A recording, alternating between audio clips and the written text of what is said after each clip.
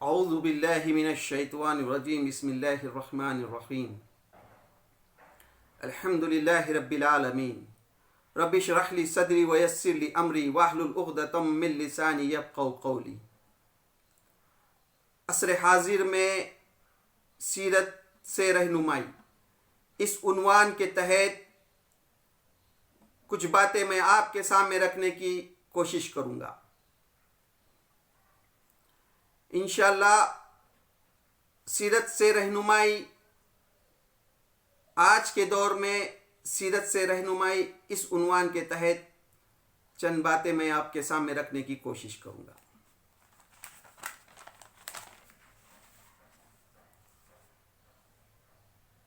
آپ صلی اللہ علیہ وسلم پر رہبری ختم، آپ پر رہنمائی ختم، آپ پر قیادت ختم، آپ پر پیغمبری ختم۔ ماں عائشہ رضی اللہ تعالی عنہا نے فرمایا، آپ صلی اللہ علیہ وسلم رہتی دنیا تک کے لیے ایک نمونہ ہے، قیامت تک آنے والے انسانوں کے لیے ایک رہنما ہے، ان کی سیرت میں ہمارے لیے رہنمائی ہے۔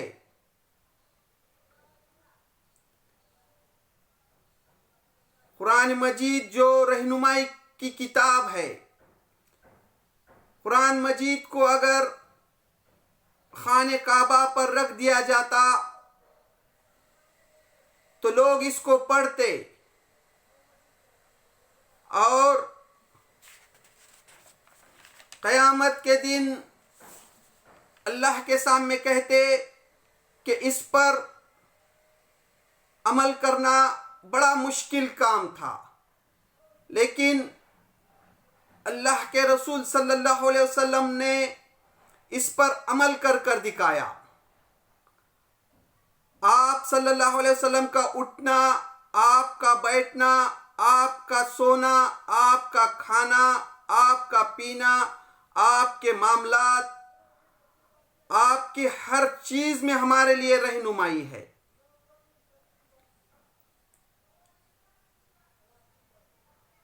آج دنیا میں نفرتیں بڑھ رہی ہیں، مذہبی منافرتیں بڑھ رہی ہیں، مسجدیں شہید کی جا رہی ہیں، مدارس محفوظ نہیں ہیں، چاہے حجاب کا معاملہ ہو یا دنیا کے کہیں کونے میں بھی کسی چیز کا معاملہ ہو، ہر چیز میں ہمارے لیے اللہ کے رسول صلی اللہ علیہ وسلم کی سیرت میں رہنمائی ہے۔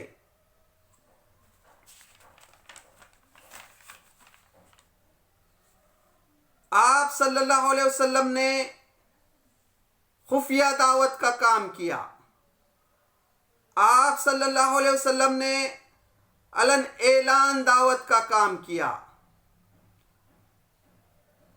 آپ نے کبھی کسی سے بدلہ نہیں لیا، آپ کبھی مایوس نہیں ہوئے۔ آپ صلی اللہ علیہ وسلم نے فرمایا، میں تمہارے درمیان دو چیزیں چھوڑے جا رہا ہوں، ایک اللہ کی کتاب اور دوسرا میری سنت، جب تک ان دونوں کو تھامے رکھو گے کبھی گمراہ نہیں ہوگے۔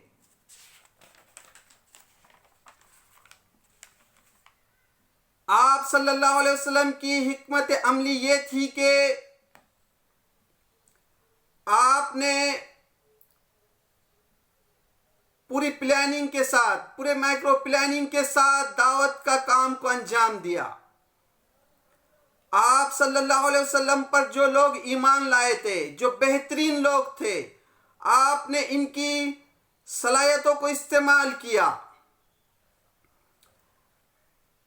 مکہ سے ہجرت کر کر جب مدینہ گئے، آپ صلی اللہ علیہ وسلم نے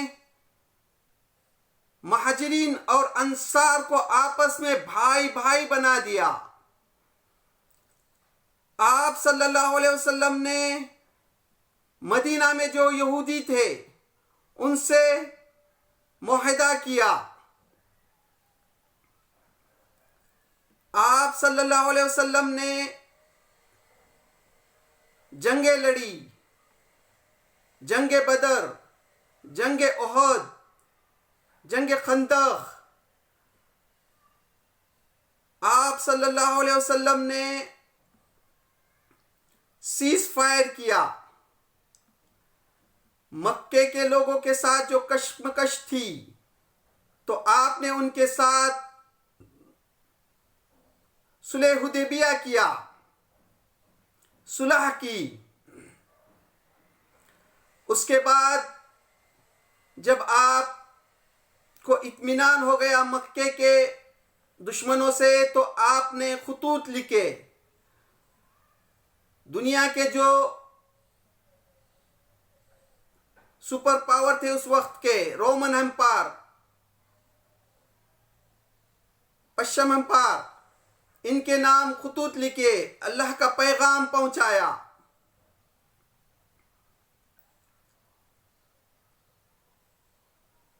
آپ صلی اللہ علیہ وسلم نے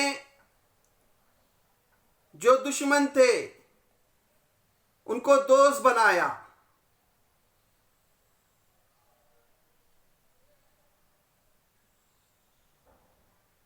ابو سفیان رضی اللہ تعالیٰ عنہ کو لیجئے، یہ ہر جنگ میں آپ کے دشمن تھے، سردار تھے مکے کے، آگے آگے تھے، ان کو بھی آپ نے معاف کیا۔ اور جب فتح مکہ ہوا تو عام معافی کا اعلان کیا۔ جو لوگ اپنے اپنے گھروں میں ہیں ان کے لیے بھی امن کا اعلان کیا، عام معافی کا اعلان کیا۔ اس طرح سے دشمنوں کو بھی دوست بنایا، آپ نے کبھی بدلہ نہیں لیا۔ گستاخ رسول کو لیجئے، مسلمہ کذاب جو نبوت کا دعویٰ کیا، آپ نے اس کے حق میں بھی ایک خط لکھا تاکہ یہ بھی جہنم سے بچ جائے۔ ایک خط لکھ کر ایک صحابی رسول کو بھیجا۔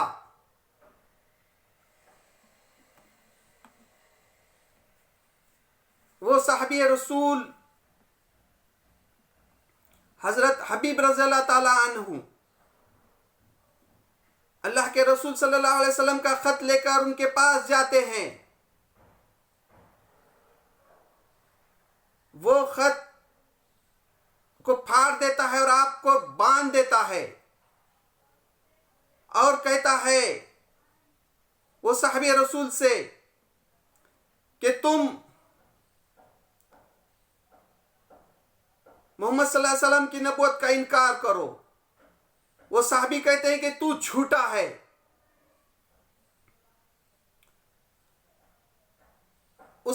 وہ گستاخ رسول نے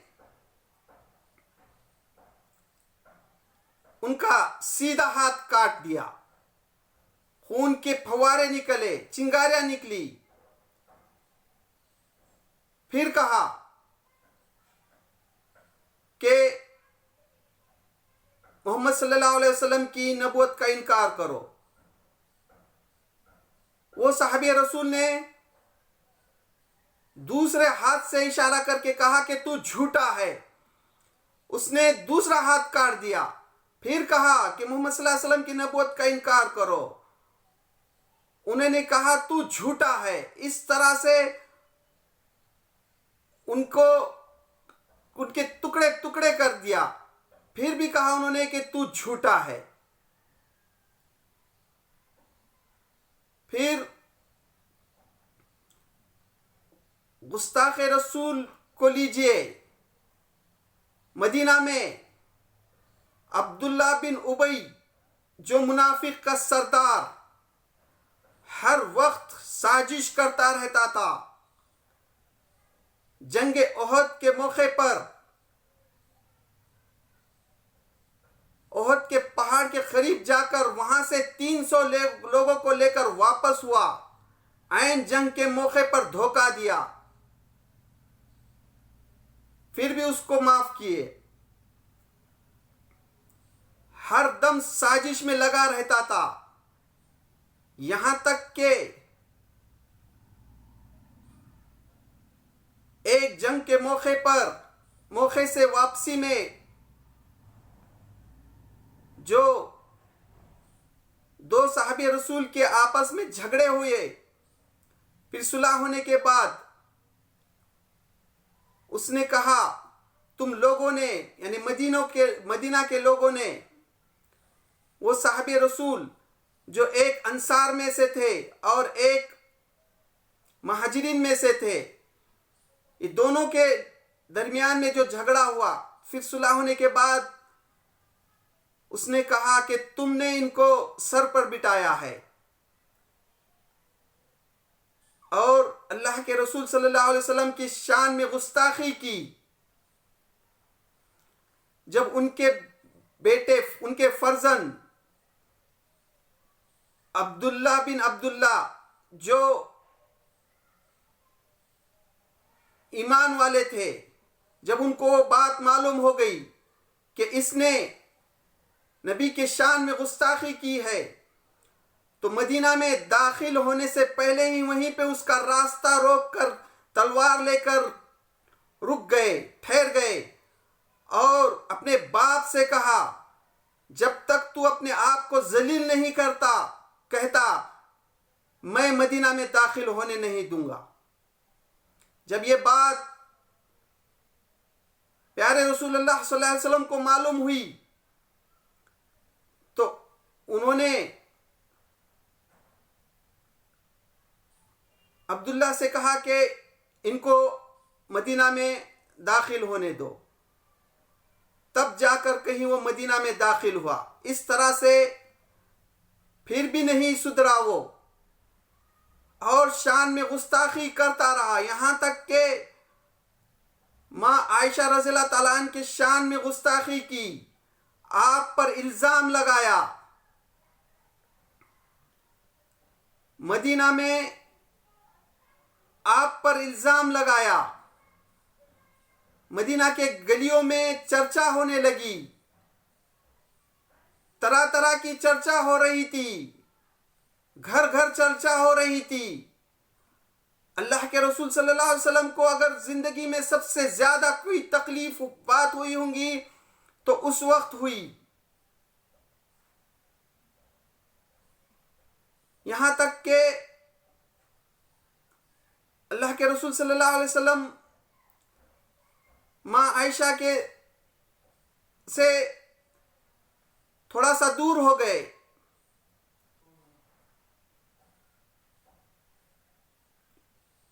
بہت آپ کو تکلیف ہوئی۔ پھر اس کے بعد اللہ تعالیٰ نے قرآن مجید میں ماں عائشہ کے برات پر آیت نازل کی، تو یہ گستاخ رسول جب مر گیا تو ان کے جو فرزند جو ایمان والے تھے عبداللہ بن عبداللہ، انہوں نے اللہ کے رسول صلی اللہ علیہ وسلم سے ان کا قمیص کرتا مانگا ان کے والد کے کفن کے لیے، تو آپ نے دے دیا۔ تو یہ ہے ہمارے لیے سیرت سے رہنمائی۔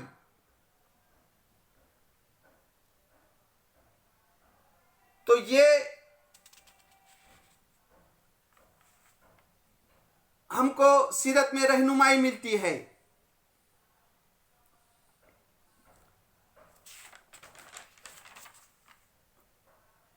تو اس رہنمائی کے سلسلے میں ہم کو آج کے دور میں جو کام کرنا ہے نمبر 1 جو کام ہے وہ ہے رضا الہی، اللہ کی رضا کے لیے ہمارا جینا، ہمارا مرنا، ہمارا اٹھنا، ہمارا بیٹھنا، جو اللہ کے رسول صلی اللہ علیہ وسلم کی سیرت سے ہم رہنمائی حاصل کریں۔ آج کے دور میں ہم غزہ کے مسلمانوں سے رہنمائی حاصل کر سکتے ہیں، خاص کر فلسطین کے وہ مسلمان، وہ غزہ کے مسلمان اللہ کے ہر فیصلے پر راضی، ان کے گھروں کو برباد کیا جا چکا ہے، ان کے گھروں کو کھنڈر بنا دیا گیا ہے، ہاسپٹل بھی محفوظ نہیں ہے، اسکول محفوظ نہیں ہے، آسمان سے آگ برسائی جا رہی ہے، روزانہ 100-200 شہادتیں ہوتی ہیں، 44,000 کا تعداد بتائی جا رہی ہے شہادتوں کی، جس میں 25-30% بچے اور 25-30% خواتین اور بوڑھے ہیں۔ یہ تو ہم کو تعداد بتائی جا رہی ہے، لیکن اللہ ہی بہتر جانتا ہے کتنی شہادتیں ہو چکی ہیں۔ پھر بھی آپ دیکھیں گے ان کے زبان پر اف تک نہیں ہے، وہ اللہ کے ہر فیصلے پر راضی ہیں، رہنے کے لیے گھر نہیں ہے، وہ جو ملبہ ہے وہ ملبے کے اوپر جھوپڑی بنا کر رہ رہے ہیں، کھانے کے لیے کھانا نہیں ہے، پینے کے لیے پانی نہیں ہے، کہیں سے کوئی مدد آتی ہے تو اس پر بھی شکر ادا کرتے ہیں۔ یہ ہے ان کے ایمان کا لیول۔ تو اس میں ہمارے لیے رہنمائی ہے، اور اب ہم ساری دنیا یا کچھ ہمارے ملک کے حالات پر بھی دیکھیے، ہمارے جو کرنے کے کام ہیں، اللہ تعالیٰ جو قرآن مجید میں کہتا ہے سورہ آل عمران میں، وَاحْتَصِمُوا بِحَبْلِ اللَّهِ جَمِيعًا وَلَا تَفَرَّقُوا، سب مل کر اللہ کی رسی کو مضبوطی سے پکڑ لو اور تفرقے میں نہ پڑو۔ آج ہمارا معاملہ لیجئے، ہمارے آپس کے اختلافات، شیعہ سنی، دیوبندی، بریلی، اہل حدیث، یہ ہمارے آپس کے اختلافات، تو ہم کو ان سب کو چھوڑ کر سب مل کر اللہ کی رسی کو مضبوطی سے تھامنا چاہیے اور آپس کے اختلافات کو دور کرنا چاہیے۔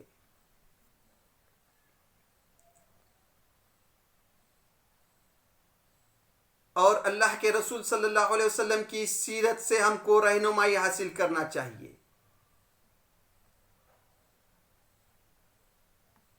اور دشمن اسلام جو سازشیں کر رہے ہیں، کبھی بھی ان کے سازشوں کا شکار نہیں ہونا چاہیے۔ ہر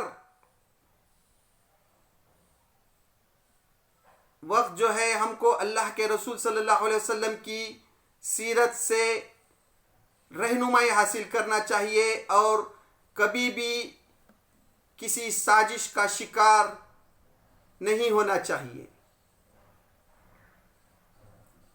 تو یہ تھی سیرت سے رہنمائی کے سلسلے میں کچھ باتیں جو میں نے آپ کے سامنے رکھنے کی کوشش کی۔ تو اللہ سے دعا ہے اللہ تعالیٰ ہمیں اللہ کے رسول صلی اللہ علیہ وسلم کی سیرت سے رہنمائی حاصل کرنے کی توفیق دے۔ وآخر الدعوانا ان الحمد للہ رب العالمین.